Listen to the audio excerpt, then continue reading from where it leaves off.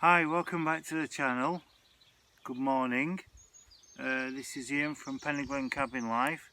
Nice to see you this morning. I hope you're all up bright and early. It's roughly about half five in the morning, looking up. Today I'm going to be cutting some more wood like yesterday. I wish I brought my mask today. The midges are biting me like mad. You can't see me now. I'd also like to talk about respect today. I like to talk about respect, and respect not just for your elders but for other people. It's like every walk of life, people just don't seem to have the respect that they used to have back in the old days. Everyone respected each other. I remember my mother telling me that when she was a kid, you never locked the house. You never locked it, you never locked doors. Now you've always got to lock your doors, make sure it's all secure. Well, no, back in the old days, even in the big towns and cities, people never used to lock the doors. It was safer, you know what I mean? Kids played out in the street. In Yorkshire, they used to play called slapdab, where they would throw mud at each other, make a mud ball and throw it at you. That was called slapdab. And then there was also where people didn't have money for sledges, so I said before, you used to get a big sack, sit on the sack, and then someone would drag them around the garden. That was the sledge. You know, things were different. You know what I mean? Well, people had respect. Children had respect to their elders. It wouldn't just be the mum and dad. They had respect to the neighbours, neighbours, and also to other family members like granddads and grandmas. They all had mutual respect. We all did. We never cheeked our elders, even at school. Like when we was at school, we were petrified of the teachers, absolutely bricked it if they shouted at us. And there was this old lady, and I was talking to Stuart about this the other day. Stuart at his shop used to have a full row of cigarettes. Right? He used to sell loads of cigarettes. I'm sorry I'm scratching all over. It's these midges are terrible. He used to sell cigarettes, and they used to sell packets of tens then in the old days. And then there'd be like First, Gold Star, Benson Hedges First, you know, all stuff like that. But what Stuart used to have, which I don't know if they still sell them, is Park Lane and Woodbine. Right? Now they were the ones that were the strongest ones, and you were like kill yourself if you smoked them. And there was this old lady who used to come in. She only came on a Sunday because she knew Stuart was there. And she'd come in and she'd say, "I'm on a pension, you know." And Stuart said, "I know, you tell me every week, love. I'm on a pension, I ain't got much money, but I do like a cigarette, you know." And Stuart thought, here we go, same as last week. "I do like a cigarette, you know, but I can't afford to buy 10 Woodbine." "Oh, can't you?" No, it's a bit much on my pension." "Alright, well, you have to come in another week when you've enough, save up and get some." "I could buy 5 off you, and then buy the other 5 off you next week, and I get my pension. Because I only smoke 5 a week." And Stuart, in the end, he'd just say, "Yeah, okay then." And he'd get his little paper bags he had with the logo of Stuart's Bakery on it. And he'd put these 5 cigarettes in and give it to her. And sometimes he felt sorry for her, and he'd say, "Yeah, love, you can have them." He were very kind, because I always remember in town, the shop we had in town, he used to get the homeless coming in every day. And he had a big heart that way, and the homeless would come in, and Stuart would say, "How you doing? You alright, lads?" "Oh, it were cold last night." "Oh, I'll never forget it." "Oh, it were bitter last night, Stuart. Frost were down, it were awful."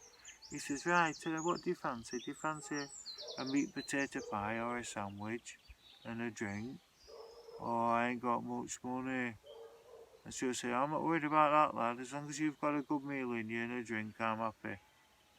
And you know, our Stuart had give him like a meat potato pie and a donut and a hot coffee. Never forget that. Or a soup, because he used to have soup, sell soup in shops, so cartons of soup. So he used to do that, and then when they came in other days, they'd say, "Do you want a sandwich?" And he'd make, because he used to manually make each sandwich for each customer what they wanted. And he used to do that for them, and he never charged them. And sometimes they'd say, "Oh, well, I've got my money today. I've got my homeless money, I'll pay for it." And Stuart said, "No, you're fine, don't worry. I'll cover this."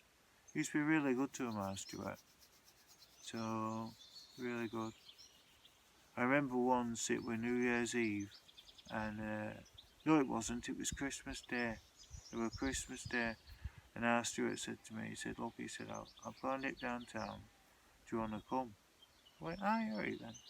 So we went downtown. He checked on the shop because he used to have a timer on the walls for the ovens to come on early hours. The big old-fashioned gas ovens. I'll have to see if I can find some old photos of the inside of Stuart's shop for you.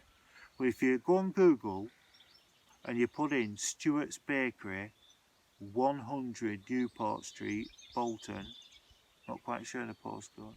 I think it would BL5 6LB, I think. No, I'm not quite sure. But put that in Google and Stuart's shop comes up.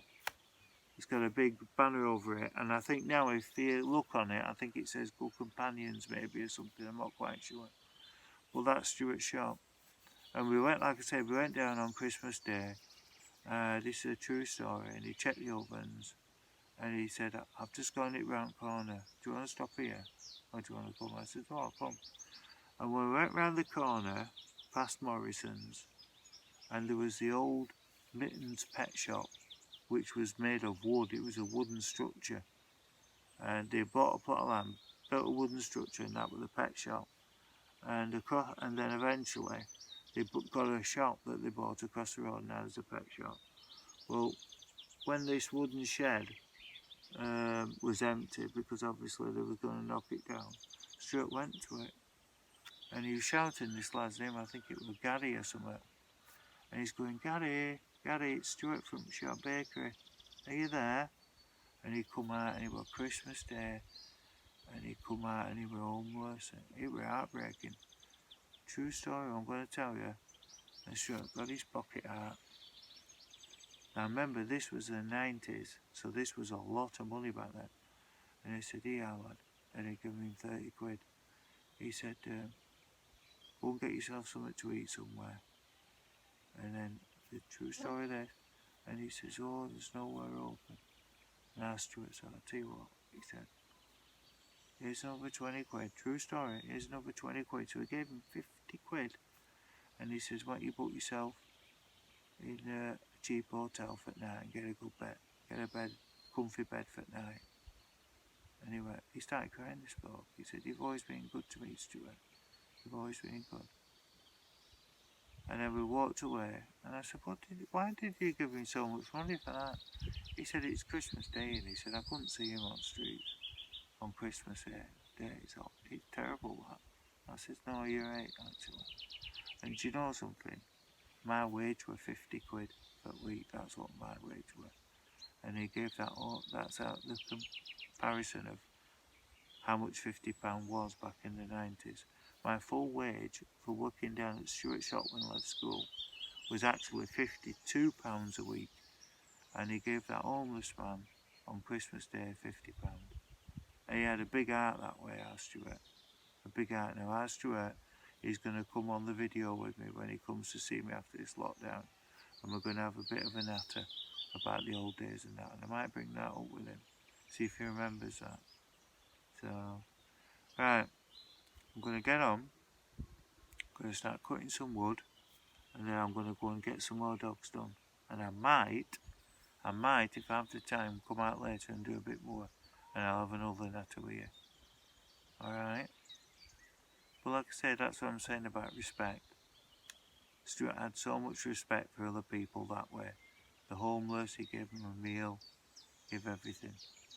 So when I say respect, that's what I mean. It's like having a big heart and being respectful towards other people. Okay.